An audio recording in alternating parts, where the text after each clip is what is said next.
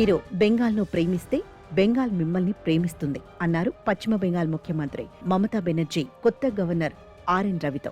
ప్రమాణ స్వీకారం సందర్భంగా వారిద్దరి మధ్య పలకరింపులు, చిరునవ్వులు బాగానే ఉన్నా అవన్నీ ఉపరితలంలో కృతకంగా సాగినట్టు చాలా మందికి అనిపించింది.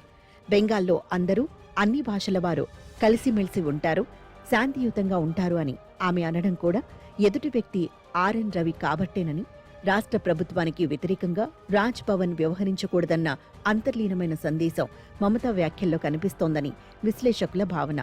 గతంలో గవర్నర్లుగా పనిచేసిన జగదీప్ ధన్కడ్, ఆనంద్ బోస్ల హయాంలో రాష్ట్ర ప్రభుత్వానికి రాజ్ భవన్కు మధ్య తీవ్ర ఘర్షణ వాతావరణం కొనసాగిన నేపథ్యంలో మమతా వ్యాఖ్యలకు ప్రాధాన్యం ఏర్పడింది. పశ్చిమ బెంగాల్ రాష్ట్రం ఎన్నికల ముంగిట్లో ఉన్న తరుణంలో తమిళనాడు నుంచి రవి వచ్చి వాలడం మీద మీడియా పలు రకాల విశ్లేషణలు చేస్తోంది.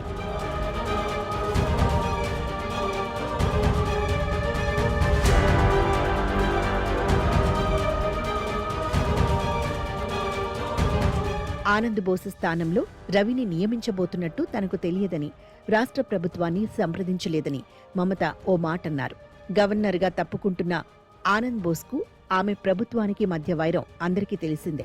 కానీ బెంగాల్లో సాగుతున్న ప్రత్యేక సమగ్ర ఓటర్ జాబితా సవరణ ప్రక్రియకు నిరసనగా ధర్నాలో కూర్చున్న ఆమె మధ్యలో వెళ్లి ఆయనకు వీడ్కోలు చెప్పి మరీ వచ్చారట. ఆయన గురించి కొన్ని మంచి మాటలు సైతం ఆమె అన్నారు. కొత్త గవర్నర్ ప్రమాణ స్వీకారానికి విపక్ష బీజేపీ నుంచి ఎవరూ హాజరు కాలేదు.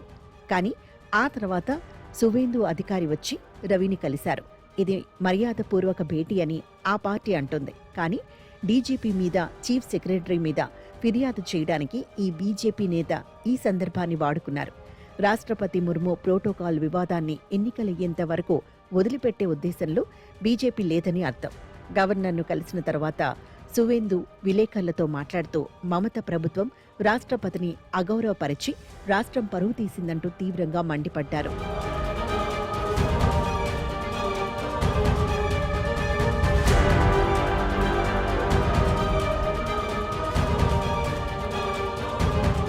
మరికొందరి బదిలీలు కూడా జరిగినప్పటికీ ఎన్నికల ముంగిట్లో ఉన్న తమిళనాడు, పశ్చిమ బెంగాల్ గవర్నర్ల మార్పు చేర్పుల గురించి మాత్రమే తీవ్ర చర్చ జరుగుతోంది. పదవీకాలం పూర్తి కాకుండా సివి ఆనంద్ బోస్ను తప్పించి ఆయన స్థానంలోకి రవిని తీసుకురావడం, మరో పోరాట వీరుడు కేరళ గవర్నర్ రాజేంద్ర ఆర్లేకర్కు తమిళనాడును అదనపు బాధ్యతగా అప్పగించడం విశేషమైన పరిణామం. స్టాలిన్ ప్రభుత్వంతో రవి ఎంత యుద్ధం చేశారో తెలిసిందే.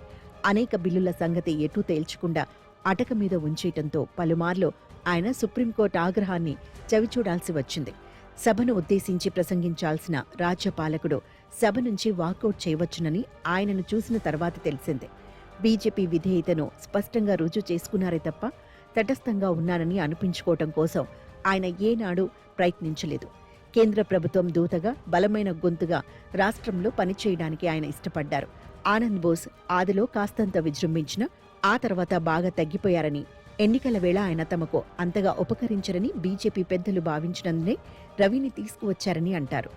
ఆనంద్ బోస్ను తప్పించగానే మమత సైతం లోక్ భవన్ను ఎన్నికల కార్యాలయంగా మార్చివేయడానికి ఈ మార్పు అంటూ ఘాటైన వ్యాఖ్యలు చేశారు.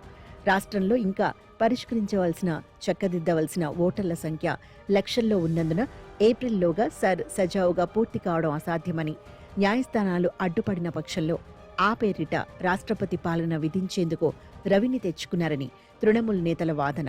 ఇకపై బెంగాల్ రాజకీయం మరింత భగ్గుమంటుందని, ఊహించని దృశ్యాలు అనేకం చూడాల్సి వస్తుందని అంతా అనుకోవడంలో తప్పేమీ లేదు. ఇదే పశ్చిమ బెంగాల్ నుంచి రాష్ట్రపతిగా ఎదిగిన జగదీప్ ధన్కడ్ దారిలో సాగడానికి రవి రెట్టించిన ఉత్సాహంతో ప్రయత్నించవచ్చు.